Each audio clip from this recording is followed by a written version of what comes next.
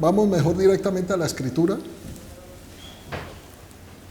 Mateo 25.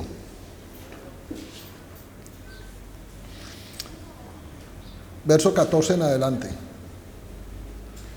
Esta es una de las parábolas de Jesucristo que tenía como propósito enseñarnos qué era el reino de los cielos. Verso 14, Mateo 25. Y dice el Señor: porque el reino de los cielos es como un hombre que, yéndose lejos, llamó a sus siervos y les entregó sus bienes. A uno dio 5 talentos, a otros 2, a otro 1, a cada uno conforme a su capacidad. Dios nos da a nosotros talentos, habilidades y destrezas para que las usemos. Y están limitadas de acuerdo a nuestra capacidad. Nos depositan sobre nosotros unas ciertas riquezas o unas ciertas provisiones para que las multipliquemos, pero Él no nos va a dar en un principio más de lo que podamos nosotros desarrollar. Y sigue el verso allí y dice: y luego se fue lejos. Verso 16. Y el que había recibido 5 talentos fue y negoció con ellos y ganó otros 5 talentos. Asimismo, el que había recibido 2 ganó también otros 2. Pero el que había recibido 1 cavó en la tierra y escondió el dinero de su señor. Verso 19. Después de mucho tiempo vino el Señor. Recuerden que esta es una parábola que lo que tiene como propósito el Señor enseñarnos cómo es el reino de los cielos. O sea que tenemos que pensar de que este es una semejanza de la venida del Señor, que es demorada. ¿Sí? Después de mucho tiempo vino el Señor de aquellos siervos y arregló cuentas con ellos. Verso 20. Y su Señor le dijo, verso 20, perdón. Y llegando el que había recibido 5 talentos, trajo otros 5 talentos, diciendo: Señor, 5 talentos me entregaste. Me entregaste. Él reconoce que el que lo proveyó fue el Señor. Sembró en él una provisión para que la multiplicara. 5 talentos me entregaste, aquí tienes, he ganado otros 5 talentos sobre ellos. Verso 21, y su Señor le dijo: bien, buen siervo y fiel, sobre poco has sido fiel, sobre mucho te pondré, entra en el gozo de tu Señor. Verso 22, llegando también el que había recibido 2 talentos, dijo: Señor, 2 talentos me entregaste. Este también reconoce que el Señor lo proveyó. Aquí tienes, he ganado otros 2 talentos sobre ellos. Y el Señor le dijo: bien, buen siervo y fiel, sobre poco has sido fiel, sobre mucho te pondré, entra en el gozo de tu Señor. Y aquí viene lo que vamos a centrar esta meditación, este verso 24. Pero llegó también el que había recibido 1 talento, dijo: Señor, te conocía que eres hombre duro. Hombre duro. Si la parábola no habla, no describe cómo era el Señor, pues ahí ya empezamos a ver algo que no debería estar allí. Pero la parte siguiente del verso nos confirma que este hombre tenía un concepto de su Señor errado, que no era cierto. Hombre duro, la palabra duro, como es el Nuevo Testamento que fue escrito en griego, también significa severo, violento, una persona inflexible. ¿Y estos son atributos de quién? De un dictador, de un tirano. ¿Un tirano cómo es? Severo, violento, inflexible, intransigente, que es lo que él diga y nada más. Este era el pensamiento de este hombre que tenía de su Señor, ¿sí? Y le dice, te conocía que eres hombre duro. Y sigue allí el verso y dice: que ciegas donde no sembraste y recoges donde no esparciste. Imagínate que los otros reconocían que el Señor sí cegó, que sí sembró sobre ellos. Este hombre decía todo lo contrario. Tenía un concepto de Dios, veía a Dios, o digamos en este caso, porque refleja, al ser parábola, lo que está describiendo es cómo es el reino de los cielos, pues veía a su Señor de una manera equivocada. ¿Y esto qué es lo que trae? Cuando tú percibes a Dios de que es inflexible, que está buscando tu caída, que lo que Dios quiere sobre tu vida es ver el momento en que tú pecas y caes para castigarte, que es severo contigo. Todo lo que tú obres de allí en adelante se basa en que vas a tener como consecuencia lo que vamos a ver en el verso 25. De ahí radican muchos temores. Dice, por lo cual tuve miedo. Llega el temor a tu vida. Cuando tú percibes a Dios de una manera equivocada, como en este caso, de que es duro, que es severo, que es tirano sobre tu vida y que no te pasa una, pues tú vas a actuar delante del Señor con temor. Pero no es el temor al Señor que es el principio de la sabiduría. No, este temor es el miedo a equivocarte, a fallarle a Dios. Y eso no te deja prosperar. Porque cuando ves al Señor como un Dios severo, inflexible, incluso autoritario, esto afecta en cómo usas tus dones, en cómo administras tu dinero. Empiezas a tener miedo al mañana, a no tener para mañana. Empiezas a tener temores como por ejemplo de perder un ser querido, de fallar en un negocio. Y esto traerá miedo a tu vida. Y la raíz de todos esos temores viene de cómo ves a Dios en tu vida. Y ese es el título de la meditación de esta mañana. Cómo ves a Dios afecta toda tu vida. Afecta cómo tú obras y cómo le sirves al Señor. Cuando tú le sirves al Señor sabiendo que Él es bueno, misericordioso, que Él no está buscando tu caída, es un Padre.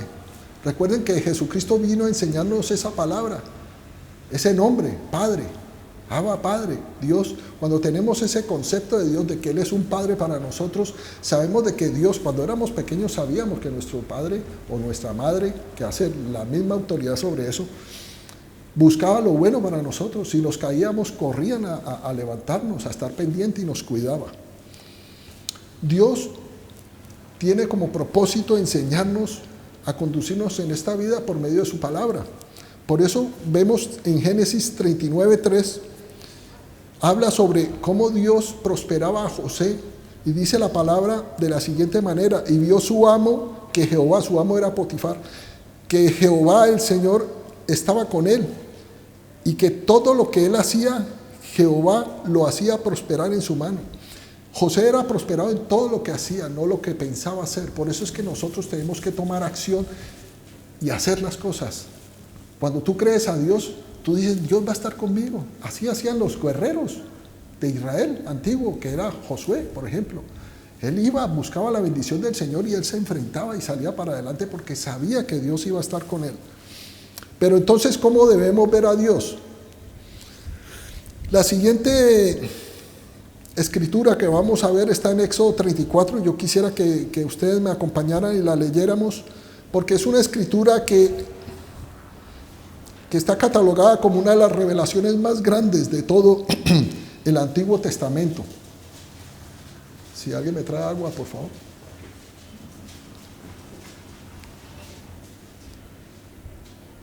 Y esta escritura, catalogada como una escritura que por muchos siglos fue velada, no se entendía porque no se conocía, al ser sombra no se conocía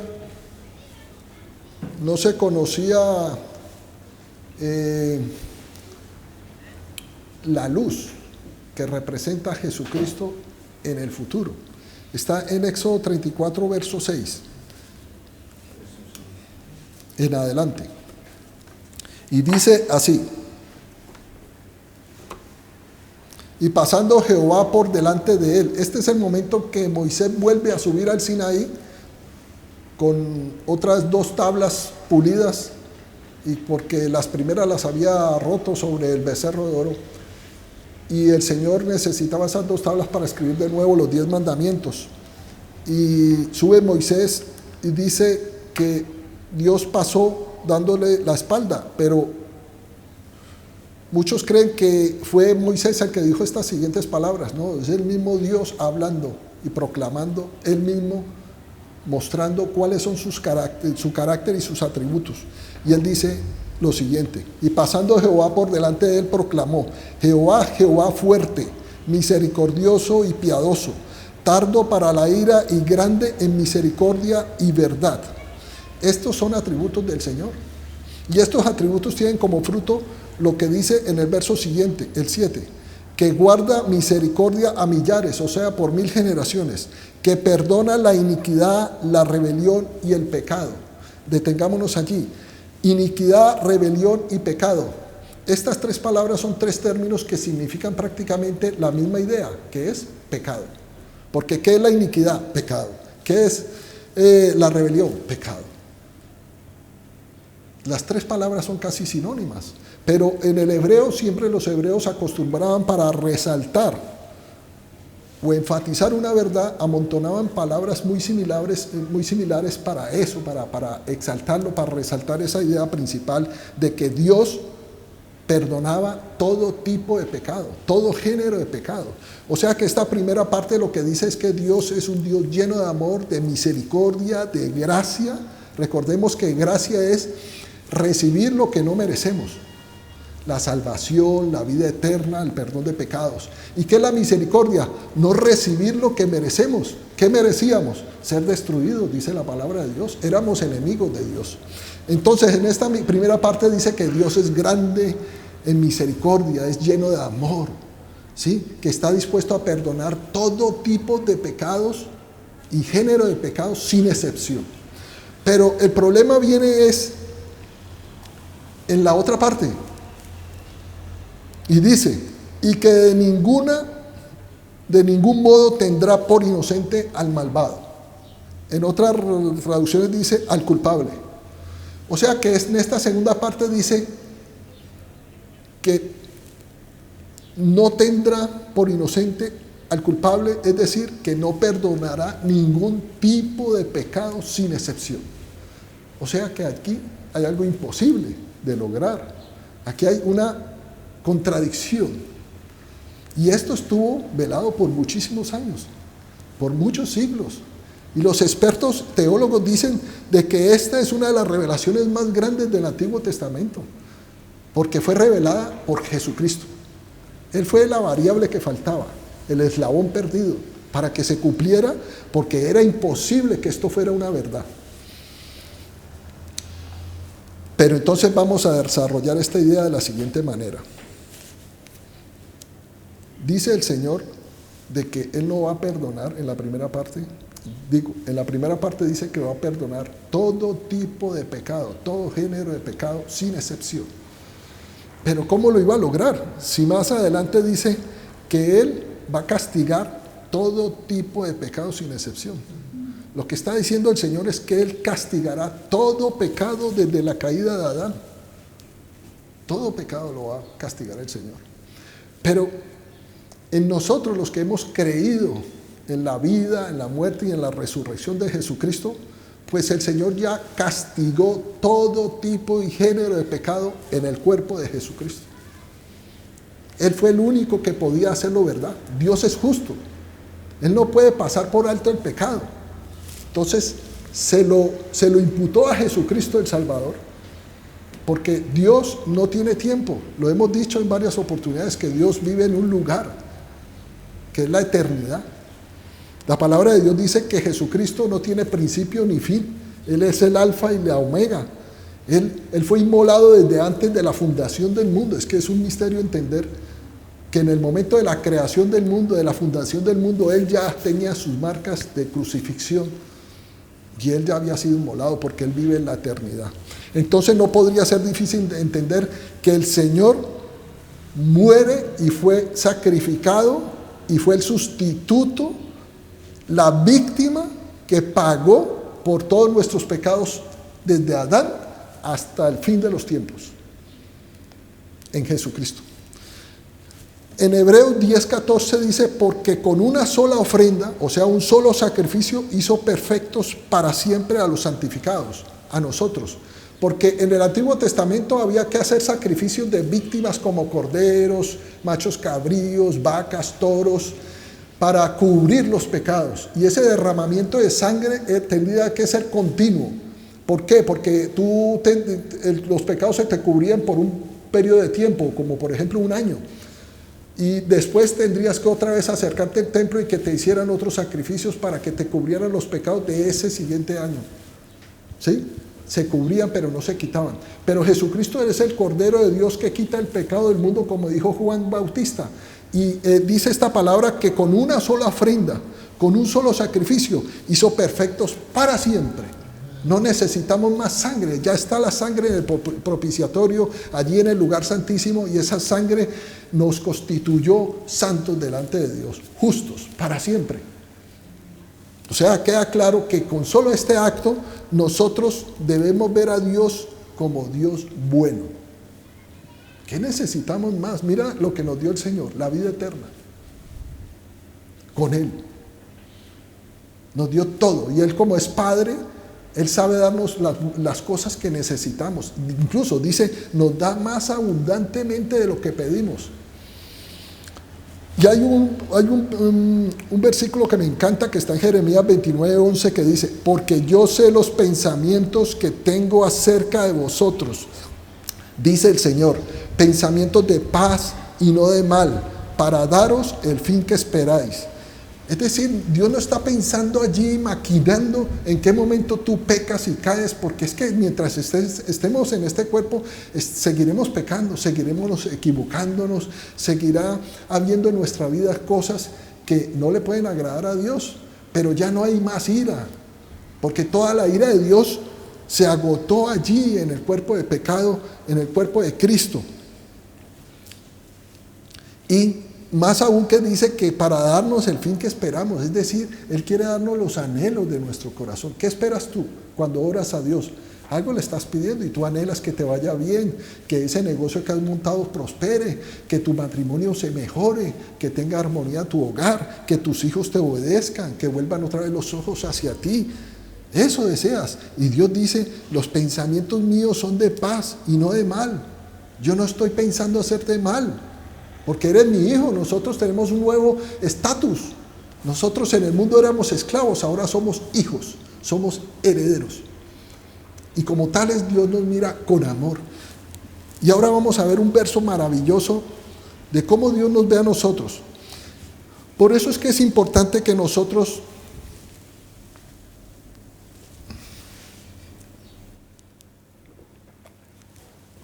acompáñenme a Marcos capítulo 3, verso 1 en adelante.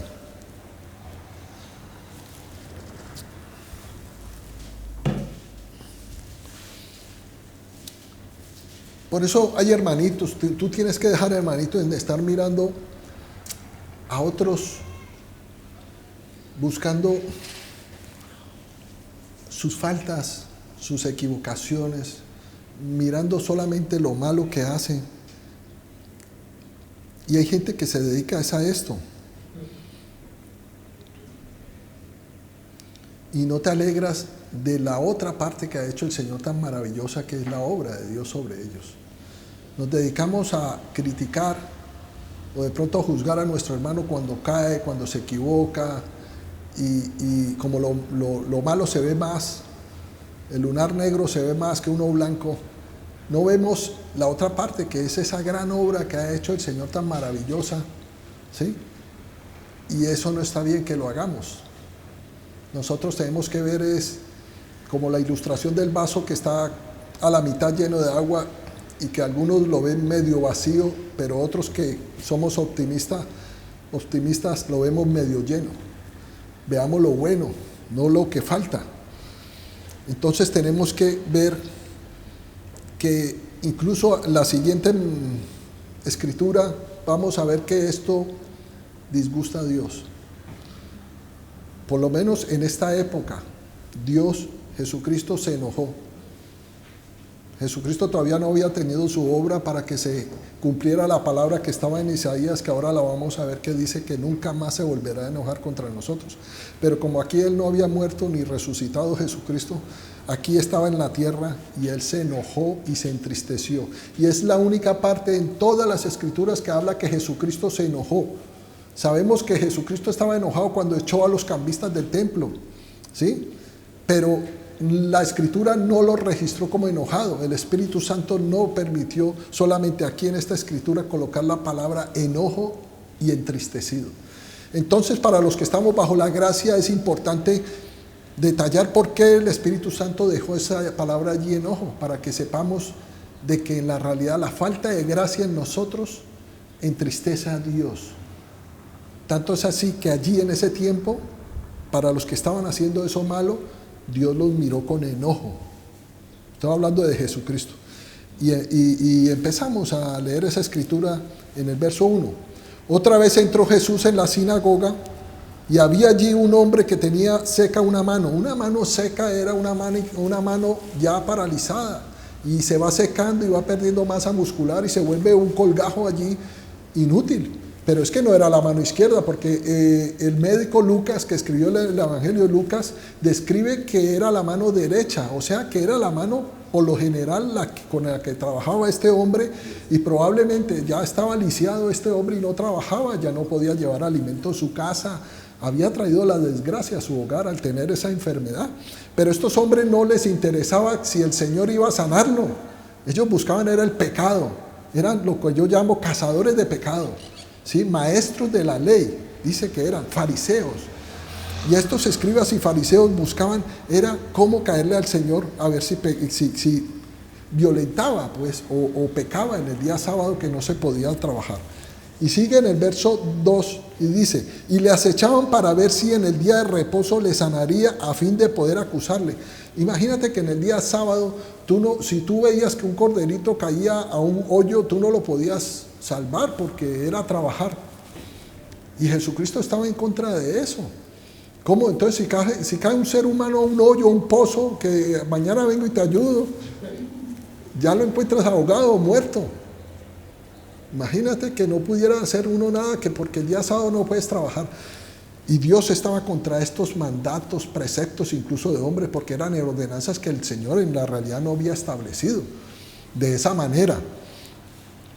Y decían que le acechaban. En el verso 13 entonces dice, entonces dijo al hombre que tenía la mano seca, Jesucristo le dijo, levántate y ponte en medio. Lo pasó ahí al frente de la sinagoga y les dijo, ¿es lícito en los días de reposo hacer bien o hacer mal, salvar la vida o quitarla?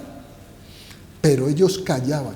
Verso 5, y aquí está el verso que quiero que ustedes pongan su atención. Entonces mirándolos alrededor con enojo, entristecido. Tremendo. Es la única parte donde Jesucristo mira con enojo. ¿Por qué? Porque ahí dice que era por el corazón, por la dureza de sus corazones. Pero ese entristecido es la misma palabra griega que se utilizó en Efesios 4:30, donde dice no contristéis al Espíritu Santo. Es la misma palabra contristar, de entristecido. Y ahora vamos a ese verso porque también hay otra parte que nos complementa esta. Y sabemos que que Jesucristo sanó a este hombre. Y esto como contraste podemos recordar en Juan 8, del 1 en adelante, cuando a Jesucristo le trajeron la mujer adúltera, la que fue encontrada en el mismo acto de adulterio, y se la arrojaron a los pies para que autorizara o diera el consentimiento de que Moisés había dicho que tales mujeres en adulterio había que matarlas a piedra, apedreadas o lapidadas. Pero él tuvo gracia. A pesar de que era un gran pecado, en los ojos de Cristo no había enojo. Había amor por esa mujer y él no la condenó. Solamente le dijo, vete y no peques más. ¿Que el pecado es malo? Obvio que sí, aquí no estamos consintiendo el pecado, estamos viendo en la naturaleza o el carácter de Dios que es bueno y misericordioso, mayor aún a nosotros que hemos sido comprados, costó el precio de su Hijo Jesucristo. Nosotros somos hijos herederos. Amén. Dios prometió lo que decíamos, aunque ahí se enojó, pero es que la palabra de Dios que vamos a ver, la escritura, es la profecía del Mesías que dictó o que le fue revelada a Isaías. Dios prometió no enojarse más contigo. O sea que no tienes por qué tener temor de un Dios castigador, porque tu estatus es hijo. Esa es tu condición ahora. Isaías 54:9 dice así: porque esto me será como en los días de Noé, cuando juré que nunca más las aguas de Noé pasarían sobre la tierra. Y esta es la parte. Así he jurado que no me enojaré contra ti, ni te reñiré. Ni te reñiré. En la Nueva Traducción Viviente dice, ni te castigaré. Tremendo, ¿no? Pero esto está dirigido a los que creemos Isaías 53. Este es Isaías 54. O sea, se unen estos dos capítulos para el contexto darnos a entender a quién está dirigido esta palabra, que nunca más se enojará Dios contra nosotros ni nos castigará. ¿Por qué? Porque si tú crees Isaías 53, sobre todo el verso 5 que dice, mas él herido fue por nuestras rebeliones, molido por nuestros pecados, el castigo de nuestra paz fue sobre él y por su llaga fuimos nosotros curados. Él tomó todo el juicio y todo el castigo de nuestros pecados. El castigo de nuestra paz fue sobre él, dice la palabra de Dios. Ya no hay más ira. Dios el Padre agotó toda su ira en ese cuerpo durante 3 horas allí en la cruz del Calvario. Y él agotó y no quedó ni un ápice de la ira de Dios, porque allí se fueron todos nuestros pecados pasados, presentes y futuros. Ya no hay más ira sobre ese cuerpo de pecado. Contra ese cuerpo ya no hay más enojo. ¿Y cuál es ese cuerpo, hermanos? El cuerpo de Cristo. ¿Y cuál es el cuerpo de Cristo? Nosotros, la iglesia. Y esto lo que nos muestra a nosotros es que tenemos que estar bajo la cobertura de la iglesia y pertenecer al cuerpo de Cristo. No podemos ser, como ya he dicho en otras oportunidades, ser esos hermanitos de república independiente de afuera y que buscan de Dios, sí, nadie dice que no, pero no están bajo la cobertura, no están dentro del cuerpo. Y probablemente son objetivos del enemigo para destrucción. Y hay un personaje, antes de esto vamos a ver un verso que les decía ahora. Juan, no vayan que yo lo leo, Juan 4:17 dice, pues como Él es, así somos nosotros en este mundo. Recuerden que Jesucristo cuando resucitó, se le apareció a todos los apóstoles, menos a uno que en ese momento no estaba, que era Tomás. Y luego que se le apareció y llegó Tomás, pues ya Jesucristo se había ido. Y los apóstoles le dijeron, Tomás, vimos al Señor, al Maestro. Y Tomás dijo, no. Yo si no lo veo y no meto mi dedo en su llaga y en sus heridas, yo no voy a creer. Y muchos son así, allá afuera es normal, muchos son ver para creer. Pero en el cristianismo es creer para poder ver. Y a los 8 días creo que dice que volvió y apareció Jesucristo.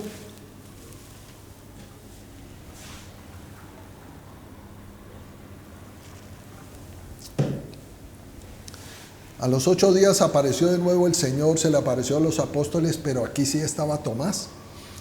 Y de una el Señor lo llamó Tomás.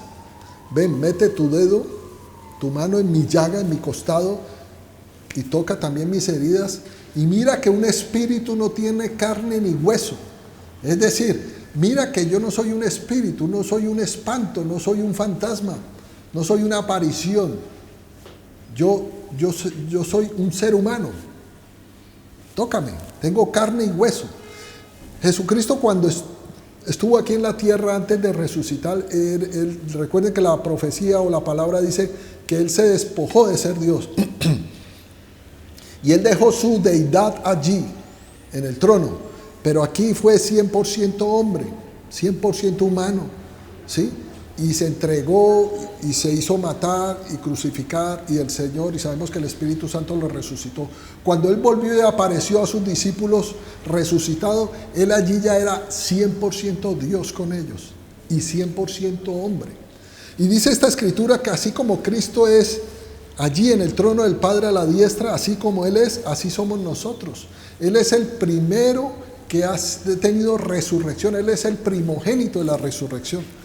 Resucitar es algo, los que resucitaron como Lázaro volvieron a morir, pero eso no es resurrección, era resucitación. Jesucristo tuvo resurrección y al ser el primogénito de la resurrección, porque Él tiene que guardar esa preeminencia y esa primicia, Él es el primero. Pero así vamos a ser como Él, 100% seres humanos gloriosos. No vamos a tener un cuerpo que se corrompe, o sea, que se pudre o se putrefacta o se enferma. Viviremos para siempre, dice la Escritura. Entonces, con solo esto también tenemos que gloriarnos y estar felices de que el Señor no va a permitir que nosotros desaparezcamos. Nosotros viviremos para siempre. Entonces, cuando Dios te ve a ti, ve a su Hijo Jesucristo en nosotros, ve la sangre y Él te ve perfecto. Y si fallas, Él pasa por alto esos pecados. No quiere decir que esto tenga libertad para pecar, porque todo pecado va a tener unas ciertas consecuencias. Tienes que ser santo. Pero es que toda esta palabra que hoy les traigo, que el Señor trae a través de mi voz, es real, pero cuando tú tienes una relación con Dios. Porque si tú no buscas a Dios y eres un cristiano de domingos, pues te digo que toda esta palabra no va a ser efectiva, ni va a ser una realidad en tu vida. Tú tienes que buscar a Dios a diario. Tú tienes que entrar a ese lugar secreto que yo en todas mis predicaciones digo que siempre lo voy a decir, porque para mí ha sido el santo grial, es la revelación. De hecho, Jesucristo lo dijo. Y me estoy adelantando.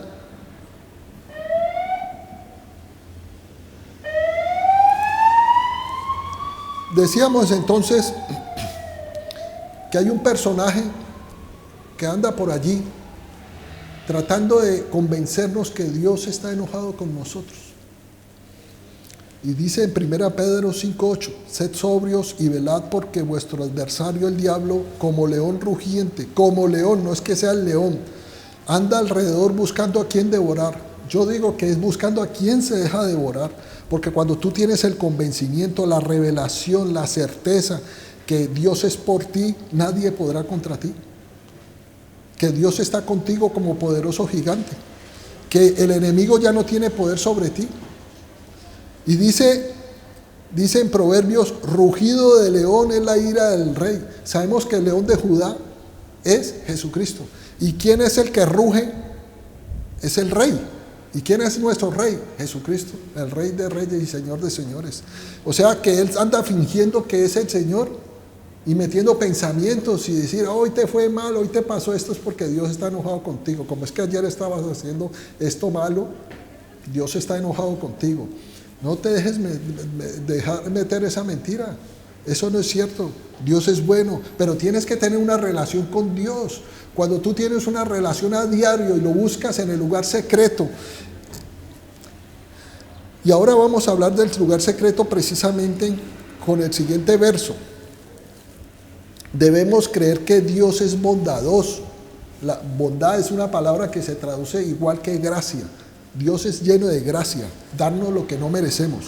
En Hebreos 11 dice, pero sin fe es imposible agradar a Dios. Es verso 6.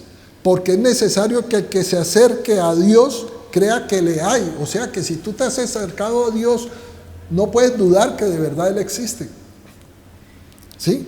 Porque el que se acerca a Dios crea que le hay, o sea, crea que Él existe y que es galardonador, o sea, premiador, generoso, es bondadoso, es lleno de gracia, es galardonador de los que le buscan. Allí es donde quería llegar. Jesucristo mismo dijo, tú cuando ores, busca a Dios en un lugar secreto. Y dice en Mateo 6:6, mas tú cuando ores, el mismo Jesús lo dijo, tú cuando ores, entra en tu aposento y cerrada la puerta, ora a tu Padre que está en secreto, y tu Padre que ve en lo secreto te recompensará en público. Todos los días tenemos que entrar al lugar santísimo, a estar bajo la sombra del Omnipotente. Ese es el trono de bronce que habla la palabra, el trono de la gracia para hallar misericordia y gracia para el oportuno socorro. Si tú no eres un cristiano de todos los días buscar de Dios, busca un tiempo diario, 10 minutos, media hora, 1 hora, 2 horas, 3 horas.